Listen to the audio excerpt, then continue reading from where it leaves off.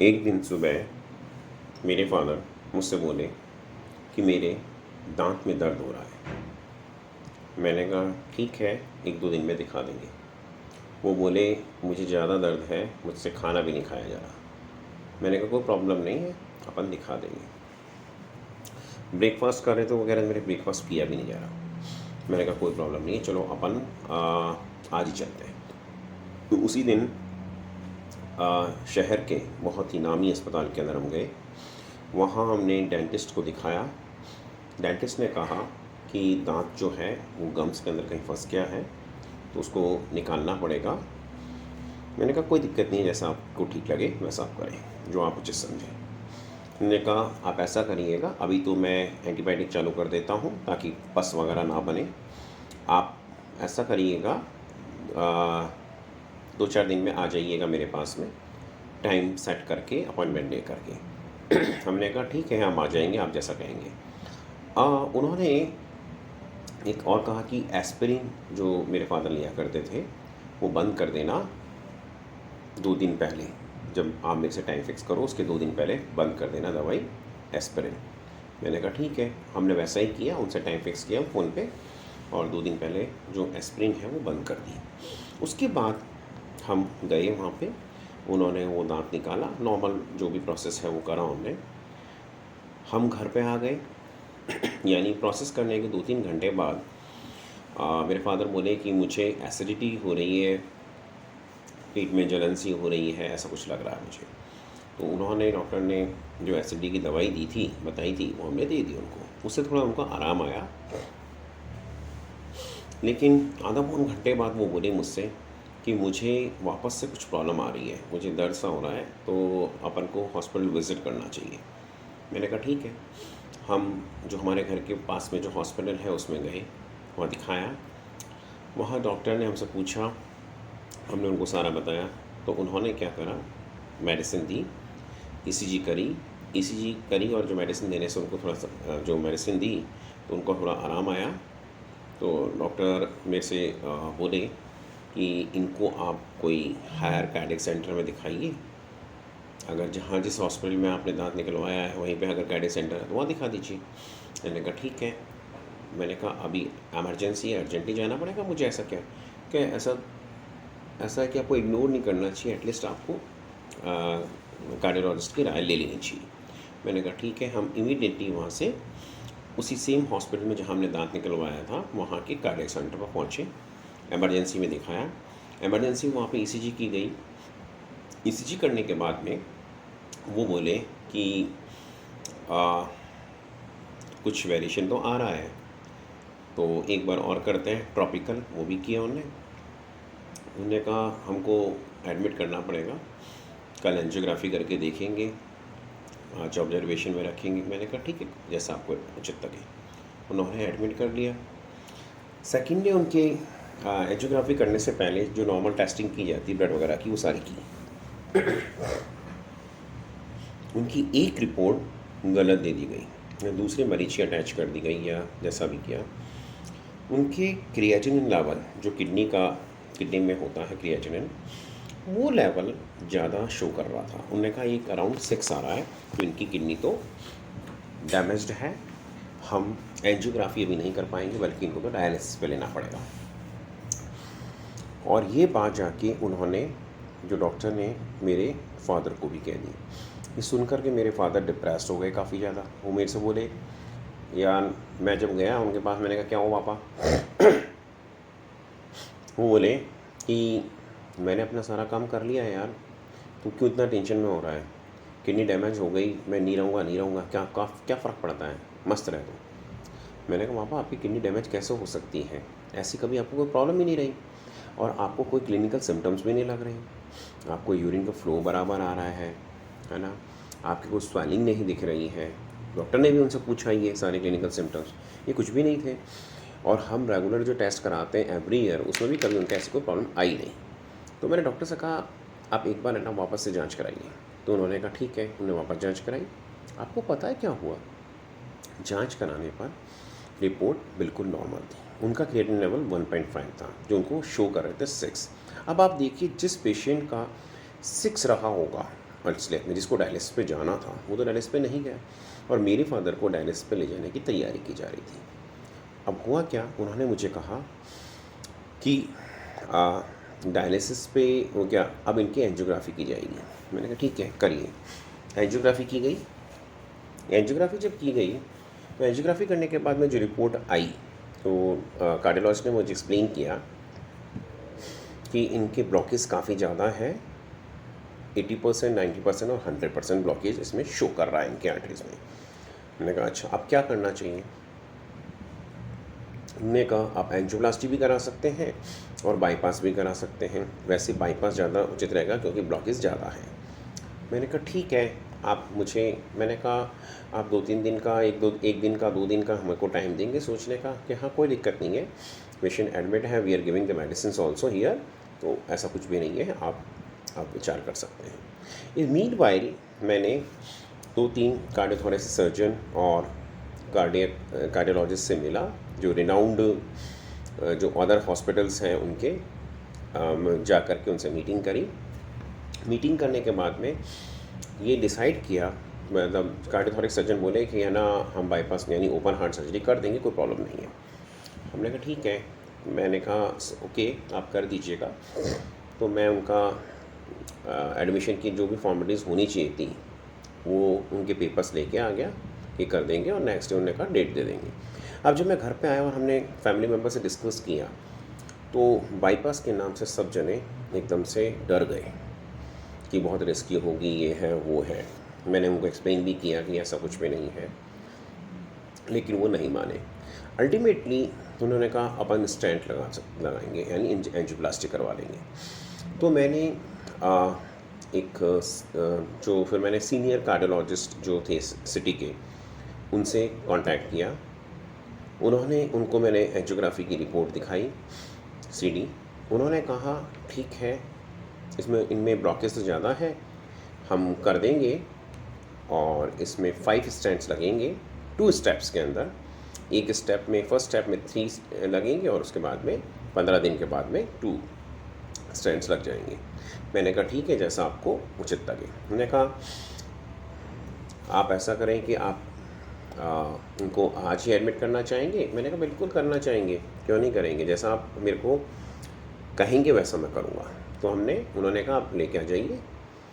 मैं जा कर के उनको लेके आ गया, वहाँ से दूसरे वाले जो हॉस्पिटल से डिस्चार्ज करके घर पे ले गया और नाइट स्टे किया और मॉर्निंग के अंदर आ गया। मेडिसिन उनकी कंटिन्यू चल रही थी जैसा कि डॉक्टर्स ने हमको बताया था। हम वहाँ आ गए, आराम से एडमिट हुए, 2 दिन रुके, मतलब बीच में क्या होली आ गई थी तो इस चक्कर के अंदर वहाँ पे होली पे छुट्टी थी तो वो वहाँ पे मतलब एंजियोप्लास्टी नहीं की गई।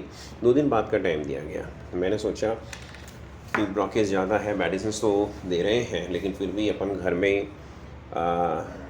में ना रह करके हॉस्पिटल के आईसीयू में ही रहें, ज़्यादा अच्छा है, वहाँ पे ज़्यादा टेक केयर होएगी, तो डॉक्टर अच्छे होंगी। तो हमने उनको वहाँ पे रखा, फादर को मेरे। अब हुआ क्या, उन्होंने सेकंड डे यानी जब भी जो डेट डिसाइड की थी उससे एंजियोप्लास्टी के लिए लेना था। सुबह से लेकर के, वो डायबिटिक भी थे, पूरे दिन से लिया नहीं, अराउंड 3 बजे के आसपास लिया। और एक जो मेजर फॉल्ट जो मुझे लगती है, वो डायबिटिक थे, उनको हंगरी रखा गया, भूखा रखा गया, खाना नहीं दिया। यानी मैंने मॉर्निंग के अंदर अराउंड 11 सवा 11 के आसपास में उनसे मिला था तो मेरे फादर बोले कि मेरे को भूख लग रही है। मैंने कहा भूख क्यों लग रही है आपको, इन्होंने ब्रेकफास्ट दिया होगा ना, चाय वाय भी दी होगी। कि नहीं, इन्हें तो आज मेरे को कुल्ला भी नहीं करवाया, माउथ को धुलवाया भी नहीं, इवन कुछ भी दूध जो रोज़ तो चाय बिस्किट देते हैं और आज कुछ भी नहीं दिया, वो लंच भी नहीं, वो ब्रेकफास्ट भी नहीं दिया। तो मैंने सोचा हो सकता है एंजियोप्लास्टी कर दें, वैसा करते होंगे। मैंने जाके डॉक्टर से पूछा हूँ, अटेंडिंग डॉक्टर से, तो अटेंडिंग डॉक्टर बोले ऐसा तो कुछ नहीं, नॉर्मल डाइट देते हैं। तो मैंने कहा आपने दिया क्यों नहीं, तो उन्होंने तो वहाँ पे मैंने उनसे कहा नर्स से कि आपने अभी तक इनको खाना भी नहीं दिया, कुछ भी नहीं दिया, सुबह से भूखे हैं, ऐसे क्या करते हैं आप। तो उन्होंने कहा सॉरी सर मैं अभी देती हूँ उनको। फिर वो लेके आई। आप देखिए दोनों हाथ में ट्यूब्स लगी हुई थी फादर के, और वो आकर के प्लेट को ला कर के लंच दे रही हैं और उनको कह रही हैं हाथ में होल्ड करिए और खाइए। अब बताइए मुझे कभी हम मैरिज सेरेमनी में भी जाते हैं और बुफे डिनर लेते हैं या बुफे लंच लेते हैं, कुछ भी, तो क्या एक बड़ी उम्र का आदमी हाथ में होल्ड करके खाना खाता है? नहीं खाता। हम टेबल पर रख के उनको खिलाते हैं। और जब वो आईसीयू में एडमिट है, 2-2 ट्यूब्स उनके लग रही हैं, तब वो ऐसा कह रही हैं कि आप हाथ में होल्ड करिए और खाइए दूसरा हाथ से। कैसे पॉसिबल, आप बताएं। फिर क्या हुआ, उन्होंने, मैंने कहा आपके यहाँ टेबल नहीं है क्या? उन्होंने कहा टेबल है। मैंने कहा आप लाइए टेबल। फिर वो टेबल लाई और मेरे फादर ने लंच किया। इसके बाद में मैं नीचे आ गया, यानी वहाँ से आ गया आईसीयू से बाहर। 3 बजे के आसपास, 2:30-3 बजे के आसपास उनको लिया गया कैथ लैब के अंदर एंजियोप्लास्टी करने के लिए। प्रोसेस चालू हो गया, बहुत देर हो गई, वापस आ ही नहीं रहे थे बाहर। हमने सोचा पता नहीं क्या, मैं कैथ लैब के बाहर बैठा था, बहुत देर तक आए ही नहीं। थोड़ी देर बाद देखा तो नंबर ऑफ़ डॉक्टर्स जो है ना वो भाग रहे थे उधर कैथ लैब की तरफ भागे। मेरे ज़बरदस्त टेंशन हो गया दिमाग में, क्या हुआ, मेरे फादर की ही एंजियोप्लास्टी चल रही है, क्या बात हो गई। थोड़े टाइम बाद मुझे कॉल किया गया कैथ लैब के अंदर, और जो सीनियर कार्डियोलॉजिस्ट जो कर रहे थे मुझे बोले कि I am really very sorry यार, मैंने बहुत कोशिश करी और मैंने ऐसा कॉम्प्लिकेटेड केस कभी देखा नहीं। इनका जो हार्ट अलाउ ही नहीं कर रहा है। मैंने 2 स्टेंट लगाए लेकिन तीसरा स्टेंट एक्सेप्ट ही नहीं कर रहे। अब ये ना तो मतलब अब ऐसा है कि 3rd स्टेंट लगा दिया, ना जा रहा है ना आ रहा है। तो इनके जो 48 आवर्स हैं वो बहुत इंपॉर्टेंट हैं, बहुत क्रिटिकल हैं, आप मिल तो लीजिए। मैंने कहा सर ये क्या बात कर रहे हैं आप? I was totally shocked. मैंने कहा क्या कह रहे हैं सर आप? मैंने कहा प्लीज़ आप जाके मिल लीजिए। मैं गया, मेरे फादर जो है उनके चारों तरफ काफ़ी सारे डॉक्टर्स थे, कोई क्या कर रहा है कोई क्या कर रहा है, मतलब चारों तरफ से उनको घेर रखा था। मेरे फादर बहुत डिप्रेस हुए थे। हो सकता है उन्हें कुछ आपस में डॉक्टर्स का कॉन्वर्सेशन सुना होगा, कि जो भी कुछ, मुझे नहीं पता क्या कॉन्वर्सेशन रहा होगा, कि तो मेरे फादर डिप्रेस थे। वो बोले कि यार मैं जा रहा हूँ बेटा, मैं जा रहा हूँ, मैं जा रहा हूँ, मैं जा रहा हूँ, ऐसे 3 बार बोले। मैंने कहा बाबा आप कहीं नहीं जाओगे। ऐसा कह के मैं बाहर आ गया। अब मैं बाहर तो आ गया, लेकिन फिर मैंने डॉक्टर से पूछा, उनने कहा 48 आवर्स बहुत क्रिटिकल है। मैंने कहा सर आप जो भी एफ़र्ट्स कर सकते हैं कोशिश करिएगा, प्लीज़ मेरे फादर को सेव कर लीजिएगा, really please, I am requesting you. मैंने कहा आई ट्राई माई बेस्ट। ऐसे कह के मैं आ गया बाहर। मैं चुप था। मेरे फैमिली मेम्बर्स बोले क्या हो गया? मैंने कुछ नहीं बोला काफ़ी समय तक। फिर मैंने उनको बताया। सबसे ज़्यादा इम्पॉर्टेंट बात थी कि मैं मेरी मदर को कैसे बताऊं, तो मैंने मेरी मदर को बताया ही नहीं ये वाली बात कि पापा बहुत सीरियस हैं। मैंने सिर्फ उनको ये कहा कि ठीक है हो रहे हैं, अभी 2 दिन तक एडमिट रहेंगे। ऐसा करके अब क्या हुआ, सेकेंड डे मॉर्निंग के अंदर अराउंड 11 बजे के आसपास मैं मिल के आया था उनसे। वो आईसीयू में थे और सारी मशीन्स वगैरह लगी हुई थी उनके, और ऑक्सीजन भी दे रहे थे उनको। ऐसा लग रहा था जैसे सब कुछ नॉर्मल चल रहा है, स्टेबल हो रहे हैं। वो जो हम बात कर रहे थे उनका ऐसे कुछ बोल रहे थे, लेकिन हमको आवाज़ नहीं आ रही थी क्योंकि मास्क लगा हुआ था उस मुंह पे, ऑक्सीजन मास्क। लेकिन जैसे एक बार बोले पानी, तो पानी उनको उनने दिया था। फिर उसके बाद बोले फिर किसी से मिलना चाह रहे थे, हमारे रिलेटिव से, उनसे मिलवाया भी हमने। और मैंने कहा देखो ये आए हैं आपसे मिलने के लिए, आप याद कर रहे थे इनको। तो उन्होंने देखा उनकी तरफ, खुश हुए काफ़ी। उसके बाद में हम नीचे आ गए। मैंने डॉक्टर से पूछा कि कैसे हैं? उन्होंने कहा स्टेबल है, कोशिश हम कर रहे हैं, हम कह नहीं सकते, लेकिन हमारी तरफ हम कोशिश पूरी कर रहे हैं, लेकिन वैसा लग रहा है कि स्टेबल है। 24 आवर्स तो इम्पॉर्टेंट है। तो मैंने उनसे पूछा कि जो कार्डियोलॉजिस्ट है वो नहीं आएंगे क्या, जो सीनियर डॉक्टर? तो उन्होंने कहा आज संडे तो नहीं आएंगे। मैंने कहा सर ऐसा नहीं होना चाहिए, पेशेंट बहुत ज़्यादा क्रिटिकल है, बहुत ज़्यादा वो, उनको ये इस तरह की पोजीशन में है वो, तो उनको एटलीस्ट विज़िट करना चाहिए। और एंजियोप्लास्टी के दौरान अगर ऐसा काम हुआ है तो एटलीस्ट उनको विज़िट तो करना चाहिए। हमारे, हालांकि आप अपनी तरफ से कर रहे होंगे कोशिश, लेकिन उनके आने से हमारे को काफ़ी ऐसा लगता है कि उनके आने से हमारे को काफ़ी मतलब लगता है कि अंदर से कॉन्फिडेंस डेवलप होता है। तो फिर उसके बाद मैंने उनको फ़ोन किया, शायद कहीं बिज़ी होंगे, उन्होंने फ़ोन उठाया नहीं। उन्होंने वापस से हो सकता है वहाँ से पोजीशन ली हो, बात करी हो, उन्होंने मुझे वापस कॉल बैक किया। मुझे कॉल करके वो बोले कि वैसे स्टेबल है, हम हमारी तरफ से कोशिश कर रहे हैं, और लेकिन 24 घंटे नेक्स्ट जो 24 आवर्स हैं वो थोड़े क्रिटिकल तो है। मैंने कहा ठीक है सर, आप कोशिश करिएगा। अब मैंने फ़ोन रखा ही था, इतनी देर में जो अनाउंसमेंट हुआ कि जो मेरे फादर का नाम था, उनका नाम अनाउंस हुआ कि वो उनके जो साथ में जो रिलेटिव हैं वो तुरंत आईसीयू के अंदर आए। मैं तुरंत आईसीयू में भागा। आप सोच सकते हैं क्या सीन था।